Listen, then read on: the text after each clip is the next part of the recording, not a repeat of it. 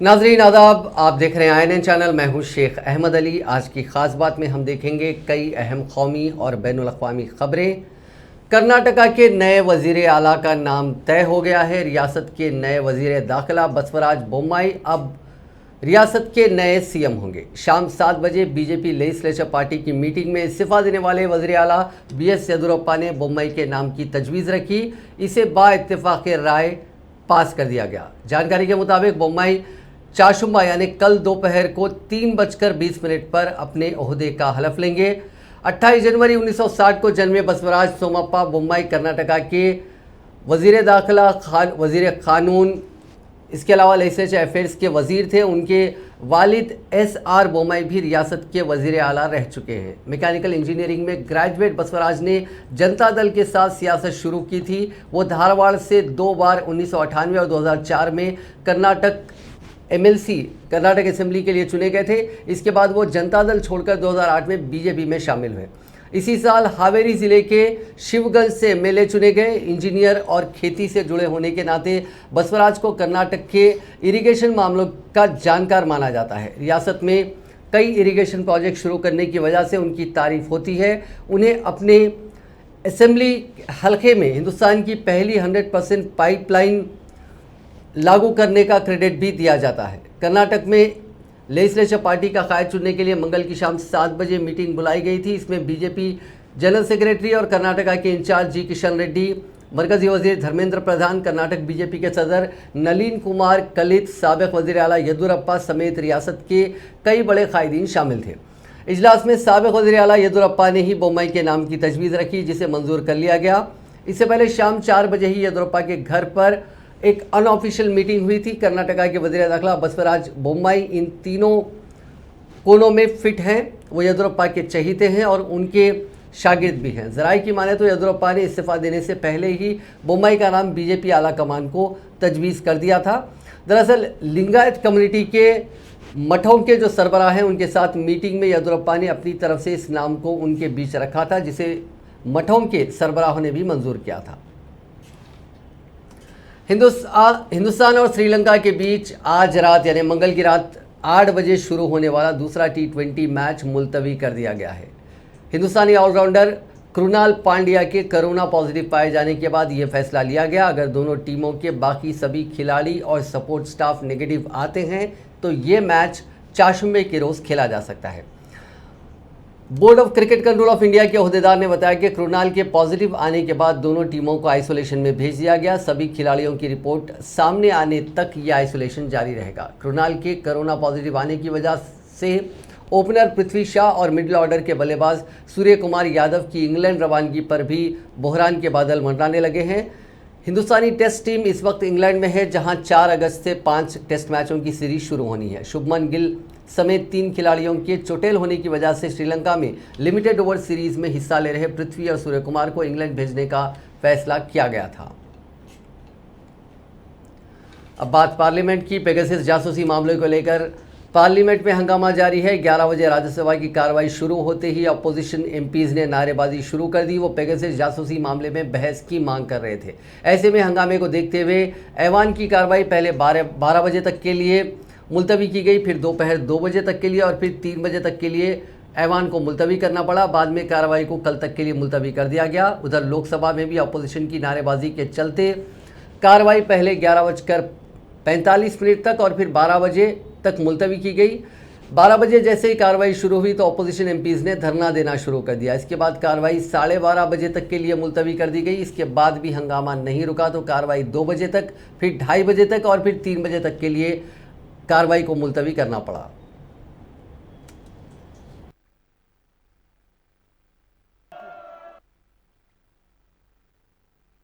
The leader of opposition and leaders of other political parties have spoken. I'm not going to repeat the issues, but one thing is very clear. The blame of the deadlock in Parliament lies squarely at the door of the government. Government is not interested in a meaningful discussion and debate. This government does not believe in its accountability to the people of India through the Parliament. This government has functioned in a manner which has lowered the prestige of Indian Parliament and Indian democracy. What the opposition has demanded is fair, correct, within the ambit of rules and established parliament practice and conventions. When collectively the opposition gives a notice, that matter has to be discussed. Parliament is not convened only for the legislative agenda. Parliament की कार्रवाई नहीं चलने देने को लेकर वजीर आजम नरेंद्र मोदी ने कांग्रेस पर हमला बोला है। बीजेपी की पार्लियामेंट्री बोर्ड की मीटिंग में अपने खिताब में मोदी ने इल्ज़ाम लगाया कि कांग्रेस जानबूझकर ऐवान की कार्रवाई में रुकावट डालने की कोशिश कर रही है। मोदी ने बीजेपी एमपी से कहा कि कांग्रेस और दूसरे अपोजिशन पार्टीज़ के ऐसे बर्ताव को मीडिया और जनता के सामने बेनकाब करें। मोदी ने पिछले हफ्ते ऑल पार्टी मीटिंग में कांग्रेस के बाइकआउट का जिक्र भी किया। साथ ही कहा कि कांग्रेस ने दूसरे पार्टीज़ को भी इजलास में शामिल होने से रोका था। बता दें कि वज़ीर आज़म ने पिछले हफ्ते कोरोना के हालात का जायज़ा लेने के लिए एक ऑल पार्टी मीटिंग बुलाई थी। ऐवान में पेगासस जासूसी मामले, ज़रई क़वानीन और दूसरे मुद्दों को लेकर हंगामा जारी है। 18 जुलाई को पेगासस तनाज़ा सामने आने के बाद से ऐवान में कामकाज नहीं हो पा रहा है। राज्यसभा में लीडर ऑफ अपोजिशन मल्लिकार्जुन खड़गे ने एक प्रेस कॉन्फ्रेंस में कहा है कि आईटी एक्ट के मुताबिक सर्वेलेंस के लिए इजाज़त लेनी पड़ती है। इस हुकूमत ने पेगासस के जरिए जासूसी की इजाज़त दी है। जजों, आर्मी ऑफिसर्स, रिपोर्टर्स और अपोजिशन के कायदीन की जासूसी करवाई गई। दुनिया के किसी डेमोक्रेसी में ऐसा नहीं होता है। मुल्क में तानाशाही चल रही है। मोदी जी मुद्दों को डेमोक्रेटिक तरीके से हल करने के लिए तैयार नहीं हैं। हम बातचीत के लिए तैयार हैं। हुकूमत को ऑल पार्टी मीटिंग बुलानी चाहिए। हम सब इस मुद्दे पर लड़ने जा रहे हैं।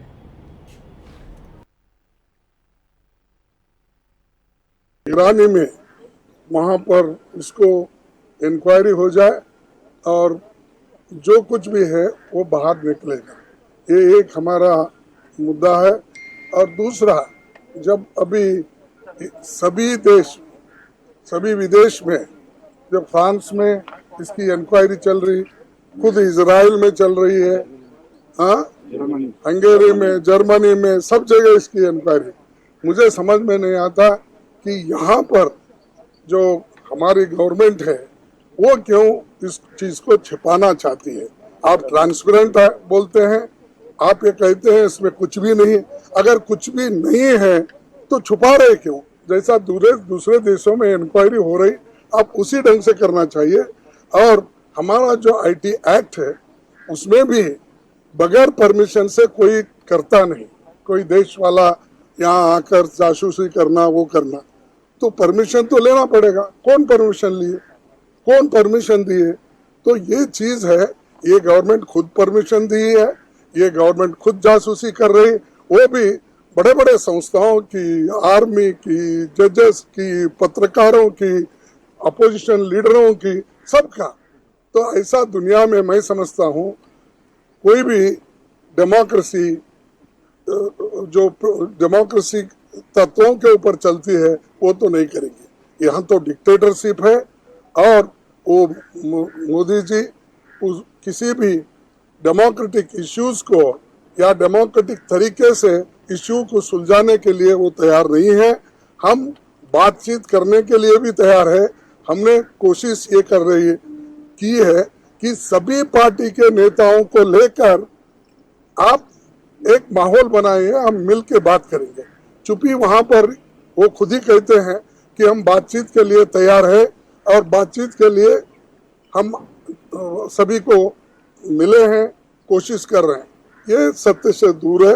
हमारा कहना यही, ईरानी में वहाँ पर इसको इंक्वायरी हो जाए और जो कुछ भी है वो बाहर निकलेगा। ये एक हमारा मुद्दा है। असम और मिजोरम के बीच सरहद तनाज़े का मुद्दा पीर के रोज़ पुरतशद्दुद हो गया था। दोनों रियासतों की पुलिस और शहरियों के बीच झड़प हुई। दोनों तरफ से पहले लाठियां चली। मामला बढ़ा तो पुलिस ने आंसू गैस के गोले छोड़े। इस बीच फायरिंग भी हुई। इसमें 6 लोगों की मौत हो गई। तशद्दुद के बाद तनाव के बीच असम और मिजोरम के बीच इस मुतनाज़िया बॉर्डर पर सीआरपीएफ की तैनाती करनी पड़ी। इस बीच असम हुकूमत ने जान गंवाने वाले 5 पुलिस एहलकारों और एक शहरी के एजाज़ में 3 दिन के सरकारी शोक का ऐलान किया। वज़ीर आला हेमंत बिस्वा शर्मा ने मीडिया से बात की। उन्होंने कहा कि जब गोलाबारी हो रही थी उन्होंने मिजोरम के वज़ीर आला को 6 बार फ़ोन किया। उन्होंने माफ़ी मांगी और उन्हें आइजोल में बातचीत के लिए बुलाया। हमारी ज़मीन का 1 इंच भी कोई नहीं ले सकता।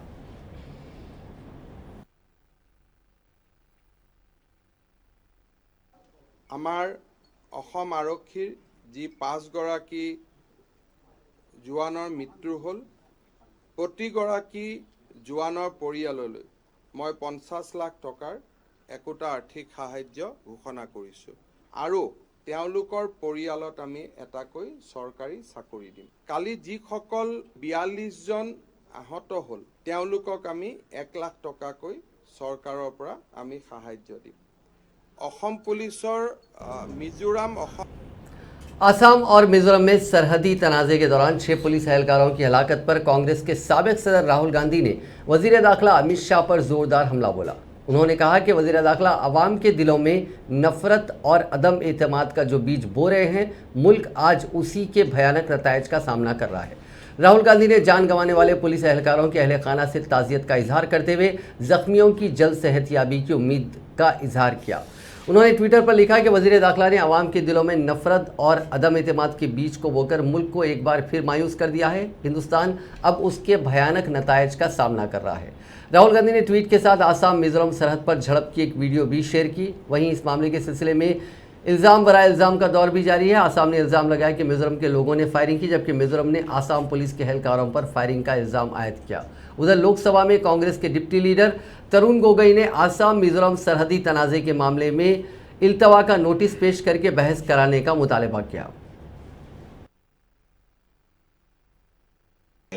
आसाम मिजोरम का ये सीमा का विषय उस मीटिंग में उठा भी था, तो हमने सोचा इस मीटिंग उस मीटिंग में एक उपाय निकलेगा, एक विकल्प निकलेगा। लेकिन क्या हुआ, फोटो खींचे, अमित शाह जी वापस आए, मिजोरम के मुख्यमंत्री ने फोटो खिंचवाए, असम के मुख्यमंत्री ने फोटो खिंचवाए और 2 दिन बाद इस प्रकार का हिंसात्मक आज आतंक वहां पे हुआ है, जो हमने सालों से ऐसा नहीं देखा है। जहां पे एक तरफ गृह मंत्री अमित शाह जी बोलते हैं कि प्रधानमंत्री मोदी जी उत्तर पूर्वांचल में शांति लेके आए हैं, कहां है शांति का प्रतीक? और आज हम देख रहे हैं कि दोनों आज कुछ मीडिया रिपोर्ट में बोल रहे हैं कि LMG लाइट मशीन गन का इस्तेमाल हुआ है। क्या हम अपने देश में हैं या देश की सीमा पे हैं? क्या हम सभी भारतवासी नहीं हैं? क्या हम सभी भारत नागरिक नहीं हैं? तो ऐसा क्यों हुआ है, इसको लेके हम एक इंक्वायरी की मांग करते हैं। मैंने एडजर्नमेंट मोशन भी दिया है और भी कुछ कदम हमारी पार्टी ले रहे हैं, AICC और APC। वेस्ट बंगाल की वज़ीर आला ममता बनर्जी मंगल की शाम वज़ीर आज़म नरेंद्र मोदी से मिली। मुलाकात के बाद मीडिया से बात करते हुए ममता ने कहा कि मैंने कोरोना के मुद्दे पर उनसे बात की है। मैंने वज़ीर आज़म से कहा कि बंगाल को दी जाने वाली वैक्सीन की तादाद बढ़ाई जाए, हमें आबादी के हिसाब से वैक्सीन मिले।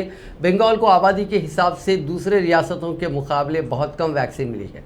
ममता से पूछा गया कि वज़ीर आज़म ने इसके जवाब में क्या कहा। इस पर उन्होंने कहा कि उनकी बात मैं अपने मुँह से कहूँ ये ठीक नहीं होगा। वज़ीर आज़म ने कहा कि वो इस मामले को ज़रूर देखेंगे।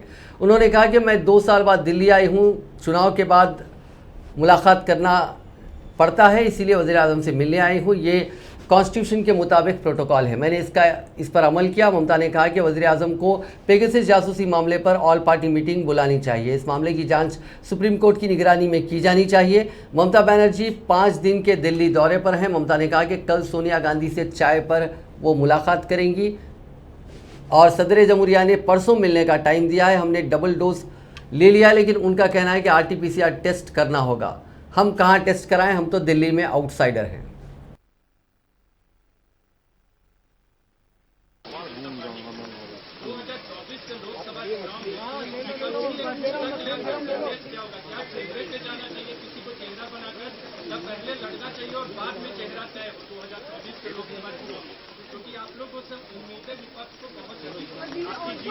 लोकसभा अभी देर है, लेकिन प्लानिंग तो पहले से ही करना पड़ता है।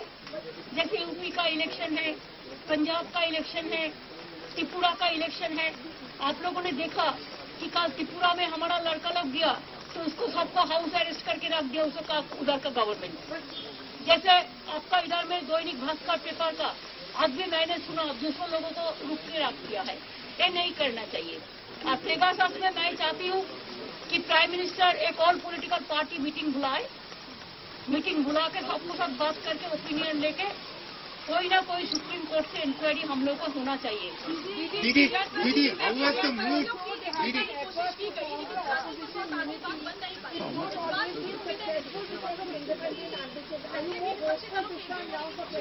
I am always hopeful.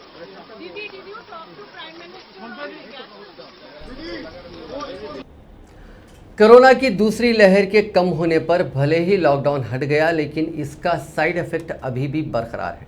Agra से लॉकडाउन की एक ऐसी ही दर्दनाक तस्वीर और कहानी सामने आई है। यहाँ दिल्ली से पैदल भोपाल के लिए निकले एक जोड़ा बदहाल हालत में मिला। भूखे प्यासे 8 दिन में 200 किलोमीटर तक चलने से दोनों की हालत काफ़ी ख़राब हो गई थी। बीवी का भूख की वजह से पेट दुखने लगा। सड़क पर खातून को तड़पता देख आसपास के लोगों ने सरकारी अस्पताल पहुंचाया, लेकिन वहां उससे 300 रुपये मांग लिए गए। पैसे ना मिलने पर खातून इमरजेंसी डिपार्टमेंट के बाहर ही तड़पती रही। मीडिया के अहलकारों ने किसी तरह अस्पताल इंतज़ामिया से बात करके उसे भर्ती कराया। मध्य प्रदेश की दारुल हुकूमत भोपाल के रहने वाले रमेश आदिवासी दिल्ली में मजदूरी करते हैं। नई तैयार होने वाली बिल्डिंग में उनकी बीवी किरण के साथ पत्थर ढोने का काम करते हैं। रमेश बताते हैं कि कोरोना की पहली लहर में उसके सुपरवाइज़र ने उसकी काफ़ी मदद की थी और छोटा मोटा काम भी दिलवाया। दूसरी लहर में हालात बेहद ख़राब हो गए। सुपरवाइज़र मोहन भी कोरोना की चपेट में आ गया और उसकी मौत हो गई। फिर कंपनी ने उसकी बकाया मजदूरी का हिसाब ना होने की बात कहकर उसे बिना मजदूरी दिए भगा दिया। रमेश ने बताया कि उनके पास दिल्ली में ना तो कोई काम था और ना ही जेब में पैसे। जब भूखे मरने की नौबत आई तो वो पैदल ही भोपाल के लिए निकल पड़े। 8 दिन तक वो पैदल चलते रहे। रास्ते में लोगों से मांगकर कुछ ना कुछ खाकर गुजारा कर लेते थे और सड़क किनारे सो लेते थे। 200 किलोमीटर पैदल चलकर आगरा पहुंचे तो दोनों को खाना नहीं मिला। पीड़ से ही दोनों भूखे थे। आगरा पहुंचते ही खातून की हालत ख़राब हो गई। भूख के मारे उसका पेट दर्द करने लगा। वो बीच सड़क पर ही तड़पने लगी। आसपास के लोगों ने देखा तो उसे सरकारी अस्पताल पहुंचाया। रमेश बताते हैं कि सड़क किनारे उनकी बीवी को तड़पता देख कुछ लोगों ने SN मेडिकल कॉलेज पहुंचा दिया। यहाँ अस्पताल के स्टाफ ने भर्ती करने के लिए उनसे 300 रुपये मांग लिए। पैसे के चलते 2 दिन से भूखे रमेश परेशान हो गए। इमरजेंसी के बाहर ही ये जोड़ा रोने लगा। ये देख मीडिया अहलकारों ने उनकी मदद की और अस्पताल में भर्ती कराया। रमेश कहते हैं कि मध्य प्रदेश में मजदूरों की बात टोल फ्री नंबर पर एक बार भी सुन ली जाती है, यहाँ तो कोई सुनने वाला भी नहीं। मुल्क के मुख्तलिफ IITs में एडमिशन के लिए होने वाले जॉइंट एंट्रेंस एग्ज़ाम एडवांस का इनेकाद 3 अक्टूबर को किया जाएगा। इस बारे में मरकज़ी वज़ीर तालीम धर्मेंद्र प्रधान ने अपने सोशल मीडिया अकाउंट के ज़रिए जानकारी दी। इससे पहले ये इम्तिहान जुलाई में मुनक्किद होनी थी, लेकिन कोरोना की दूसरी लहर की वजह से इसे पोस्टपोन कर दिया गया था। इस बारे में जानकारी देते हुए मरकज़ी वज़ीर तालीम धर्मेंद्र प्रधान ने सोशल मीडिया पर पोस्ट कर बताया कि IIT में एडमिशन के लिए JEE एडवांस्ड 2021 3 अक्टूबर को मुनक्किद किया जाएगा। ये इम्तिहान सभी कोरोना प्रोटोकॉल पर अमल करते हुए मुनक्किद होगा। साथ ही इस दौरान स्टूडेंट्स की हिफाजत का भी पूरा ध्यान रखा जाएगा। कोरोना की दूसरी लहर के चलते मुलतवी JEE मेन का नया शेड्यूल भी जारी कर दिया गया है। नए शेड्यूल के मुताबिक अप्रैल सेशन के इम्तिहानात 20 से 27 जुलाई के बीच मुनक्किद की जा चुकी हैं। वहीं अब मई सेशन के इम्तिहान 26, 27, 31 अगस्त और 1 से 2 सितंबर को मुनक्किद की जाएगी। कोरोना की वजह से साल JEE मेन साल में 4 बार मुनक्किद किया जा रहा है। इसमें से जिस सेशन में कैंडिडेट बेहतर मुजाहरा करेंगे उसकी बुनियाद पर उन्हें JEE एडवांस में शामिल होने का मौका दिया जाएगा। 2019 में पार्लियामेंट से पास होकर कानून बन चुके सिटीजनशिप अमेंडमेंट एक्ट को लागू करने में अभी करीब 6 महीने का वक्त और लगेगा। कांग्रेस MP गौरव गोगोई के सवाल के जवाब में मरकज़ी वज़ीर दाखिला नित्यानंद राय ने मंगल के रोज़ पार्लियामेंट में कहा कि वजारत दाखिला को कानून को लागू करने के गाइडलाइंस बनाने के लिए 9 जनवरी 2022 तक का वक्त चाहिए। राज्यसभा और लोकसभा इसके लिए और वक्त दें। पिछले साल मुल्क में CA कानून बना था। मुल्क भर में इसके खिलाफ मुजाहरे हुए। दिल्ली का शाहीन बाग इलाका इस कानून की मुखालिफत से जुड़े तहरीक का एपिसेंटर बना था। कानून में अफ़गानिस्तान, बांग्लादेश और पाकिस्तान से आए हिंदू, सिख, बौद्ध, जैन, पारसी और ईसाई मज़हब के माइग्रेंट्स के लिए ये कानून बनाया था और उनके लिए शहरियत लेना काफ़ी आसान कर दिया गया था। इससे पहले शहरियत के लिए 11 साल हिंदुस्तान में रहना ज़रूरी था। इस पीरियड को घटाकर 1 से 6 साल कर दिया गया था। सदर जमहूरिया रामनाथ कोविंद ने कश्मीर को मुल्क के लिए उम्मीद की एक किरण करार देते हुए यहाँ की नई नस्ल को अपनी अजीम विरासत से सबक हासिल करने की ताकीद की। उन्होंने कहा कि कश्मीर के सकाफती व रूहानी असरात पूरे मुल्क पर मुतसम हुए हैं। उनका कहना था कि कश्मीर में ज़माना कदीम से ही मुख्तलिफ मज़हबों के लोग मिलजुल कर रह रहे हैं, लेकिन बदकिस्मती से यहाँ उसकी इस गैर मामूली मजहबी रवादारी को ख़त्म करने की कोशिश की गई। सदर जमहूरिया ने ये बातें मंगल को कश्मीर यूनिवर्सिटी के 19वें सालाना जलसे तकसीम असनाद से अपने खिताब के दौरान कही। उन्होंने कहा कि मैं कश्मीर की नई नस्ल से ताकीद करता हूँ कि वो अपनी अजीम विरासत से सीखें। उन्हें यह मालूम होना चाहिए कि कश्मीर हमेशा बाकी मुल्क के लिए उम्मीद की एक किरण रहा है और कश्मीर के सकाफती व रूहानी असरात बाकी मुल्क पर मुतसिम हुए हैं। उनका कहना था कि कश्मीर में हमेशा से ही सब लोग मिलजुल कर रहे हैं और मजहबी रवादारी को यहाँ पे ख़त्म करने की कोशिश की गई। These achievements are not surprising because Kashmir has always been known as Sharda Desh. After the illustrious Sharda Peeth, which was a famous center of learning in ancient times. Equally inspiring is the success of female students. Just about half the students receiving degrees today are women. Not only that, when it comes to gold medals, I am told 70% of the winners are women. It is not just a matter of satisfaction, but also pride for all of us that our daughters are ready to perform at the same level as our sons and sometimes even better.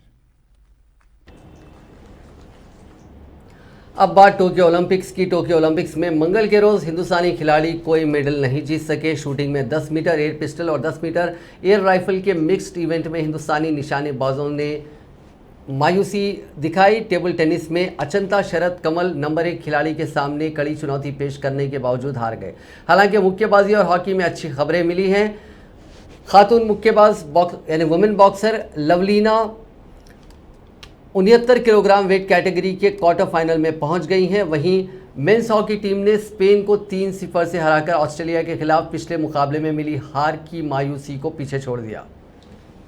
पहली बार Olympic में हिस्सा ले रही लवलीना बोरगोहन ने दमदार खेल दिखाते हुए जर्मनी की नादिने एपेट्स को हराया। 23 साल की लवलीना ने 35 साल की जर्मनी की अपनी कंटेंडर पर तीनों राउंड में वो हावी रही। उन्होंने ये बाउट स्प्लिट डिसीजन की बुनियाद पर 3-2 से जीता।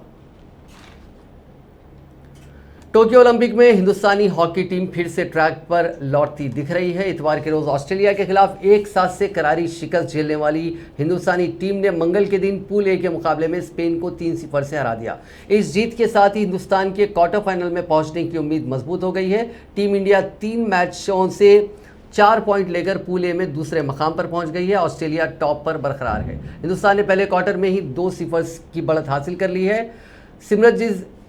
सिमरनजीत सिंह ने मैच के 14वें मिनट में फील्ड गोल के जरिए हिंदुस्तान को 1-0 से आगे कर दिया था। अब बात कोरोना वायरस की। दुनिया में पिछले 24 घंटों में कोरोना के 4,74,000 मामले सामने आए। 6,990 मुतासरीन की इससे मौत हुई। अमेरिका में कल 39,000 से ज़्यादा नए मामले दर्ज किए गए। मामलों में इजाफे के बीच अमेरिका के disease control and prevention department ने शहरियों के लिए एडवाइजरी जारी की है कि वो स्पेन, पोर्चुगल, साइप्रस और कजाकिस्तान घूमने ना जाएं। वहीं ब्रिटेन में बीते दिन 24,950 मामले सामने आए। ये 3 हफ्ते में एक दिन में सबसे कम नए मामले हैं। 20 जुलाई को ब्रिटेन में 45,882 नए मामले दर्ज किए गए थे, जो कि फरवरी के बाद एक दिन का सबसे बड़ा आंकड़ा था। हालांकि अमेरिका ने अभी ब्रिटेन पर लगा ट्रैवल बैन हटाने से इनकार कर दिया है। दुनिया में कोरोना के कुल केसेस यानी मजमूई केसेस की तादाद 19,49,00,000 से ज़ायद हो गई है। कोरोना से अब तक 41,75,000 लोगों ने जान गंवाई है। हिंदुस्तान में कोरोना की तीसरी लहर के अंदेशों के बीच राहत भरी खबर सामने आई है। वजारत सेहत के मुताबिक मुल्क में पीर के रोज़ 29,689 लोगों की कोरोना रिपोर्ट पॉजिटिव आई। इस दौरान 42,363 लोग ठीक हुए और 415 मरीजों की मौत भी हुई। नए मुतासरीन की बात करें तो यह आंकड़ा पिछले 132 दिनों में सबसे कम है। इससे पहले 16 मार्च को 28,869 लोगों में कोरोना की तस्दीक हुई थी। हम आप लोगों की दृष्टि में लाना चाहेंगे, जहां एक समय पर 25 मई वाले हफ्ते में देश में 379 ऐसे डिस्ट्रिक्ट थे जहां पर 100 से अधिक केसेस प्रति रोज की संख्या से रिपोर्ट हो रहे थे। वह घटते घटते 25 जून तक पहुंचते हुए 121 ऐसे जिले रह गए थे। और अगर हम 25 जुलाई वाले हफ्ते में नोट करें तो पाते हैं कि 62 ऐसे जिले हैं अभी भी देश में जहां पर 100 से अधिक केसेस आते हैं। यहाँ मुख्य विषय यह है कि हम देखते हैं कि ये जो 62 जिले हैं जहां पर 100 से अधिक केसेस आते हैं, वह भी बड़े लोकलाइज एक लिमिटेड सेट ऑफ एरिया में ही पाए जा रहे हैं। साथ ही हमने देखा है कि पिछले 2 महीने में इस तरह के जिले जहां से अधिक संख्या में केसेस रिपोर्ट हो रहे हैं, उसमें 317 जिलों में ऐसे केसेस में कमी नोट की गई है। बच्चों के कोरोना वैक्सीनेशन को लेकर अच्छी खबर है। मीडिया रिपोर्ट्स के मुताबिक मरकजी वजीर सेहत मनसुख मांडविया ने कहा है कि बच्चों का वैक्सीनेशन अगस्त में शुरू किया जा सकता है। मांडविया ने यह बात मंगल के रोज़ पार्लियामेंट में हुई बीजेपी की पार्लियामेंट्री मीटिंग में कही। इस मीटिंग में वज़ीर आज़म नरेंद्र मोदी भी मौजूद थे। एक्सपर्ट्स का कहना है कि कोरोना के चेन तोड़ने के लिए बच्चों को वैक्सीनेट करना एक बड़ा कदम होगा। साथ ही कहा कि कोरोना की तीसरी लहर के इंतबा के बीच स्कूल खोलने के लिए भी ये अहम होगा। इससे पहले एम्स के चीफ डॉक्टर रणदीप गुलेरिया ने बच्चों की वैक्सीन को सितंबर तक मंजूरी मिलने की उम्मीद जताई थी। उन्होंने कहा था कि हिंदुस्तान भारत बायोटेक की कोवैक्सीन और जाइडस कैडिला की वैक्सीन के बच्चों पर ट्रायल चल रहे हैं। इनमें से कोवैक्सीन के ट्रायल के नतीजे सितंबर तक आने की उम्मीद है। दुनिया भर में 1.5 साल के अंदर तेजी से फैले कोरोना वायरस के एक तरफ जहां हर रोज नए वेरिएंट देखने को मिल रहे हैं, वहीं दूसरी जानिब साइंटिस्ट इसे ख़त्म करने के नए नए तरीके खोजने में लगे हैं। इटली में अब एक ऐसी डिवाइस बनाई गई है जिसके बारे में कहा जा रहा है कि कोरोना वायरस को मार सकती है। ये लेज़र डिवाइस 4 दीवारी के अंदर मौजूद कोरोना वायरस के पार्टिकल्स को मार सकती है। इस डिवाइस को यूनाइटेड नेशंस के साइंटिस्ट ने इटली की टेक कंपनी के साइंटिस्ट के साथ मिलकर बनाया। नॉर्थ इटली के शहर ट्रिस्टे में वाक़ international centre for genetic engineering and biotechnology और लेज़र इक्विपमेंट बनाने वाली मकामी कंपनी एल्टेक के लेज़र ने मिलकर ये कोशिश पिछले साल शुरू की थी, जब इटली कोविड-19 की मार झेल रहा था। एल्टेक कंपनी के फाउंडर फ्रेंचेस्को जेनाटा हैं। उनकी कंपनी मेडिकल फील्ड में इस्तेमाल आने वाले लेज़र प्रोडक्ट बनाती है। डिवाइस में हवा को लेज़र बीम से होकर गुजारा जाता है और वो वायरस और बैक्टीरिया को ख़त्म कर देती है। International centre for genetic engineering and biotechnology में कार्डियोवास्कुलर बायोलॉजी ग्रुप की सरबराह सरीना जाकिनिया कहती हैं कि इस डिवाइस ने लेज़र टेक्नोलॉजी को लेकर मेरी सोच को पूरी तरह बदल दिया है। ये डिवाइस 50 मिली सेकेंड्स में वायरस को ख़त्म कर देती है। कोविड-19 वबा के दौरान 4 दीवारी के अंदर ही जगहों को इन्फेक्शन से फ्री रखना एक बड़ी चुनौती साबित हुआ है। ये वबा फैलने से रोकने के अंदर वायरस फ्री माहौल एक ज़रूरत बन गया है। इस डिवाइस को लेकर कई साइंटिस्ट का कहना है कि कोरोना वायरस को मारने के लिए लेज़र पर मबनी तकनीक महफूज नहीं है। हालांकि इस कंपनी का दावा है कि ये तकनीक पूरी तरह महफूज है। फाइजर और एस्ट्राजेनेका की कोरोना वैक्सीन की दोनों डोजेस लगवाने के 6 हफ्ते के बाद जिस्म से एंटीबॉडी का लेवल कम होने लगता है। 10 हफ्ते बाद ये 50% तक पहुंच जाता है। लैंसेट जर्नल में पब्लिश एक स्टडी में दावा किया गया है। रिसर्चर्स के मुताबिक ये स्टडी 18 साल और इससे ज़्यादा उम्र के 600 लोगों पर की गई है। इसमें पुरानी बीमारी वाले समेत ख़वातीन और मर्दों को शामिल किया गया। हिंदुस्तान में एस्ट्राजेनेका वैक्सीन को कोविशील्ड नाम से सीरम इंस्टीट्यूट ऑफ इंडिया बना रहा है। यूनिवर्सिटी कॉलेज लंदन के रिसर्चर्स का कहना है कि एंटीबॉडी में इस तेज़ी से गिरावट आना तशवीश की बात है। टीके का असर ख़त्म होने के भी अंदेशे हैं।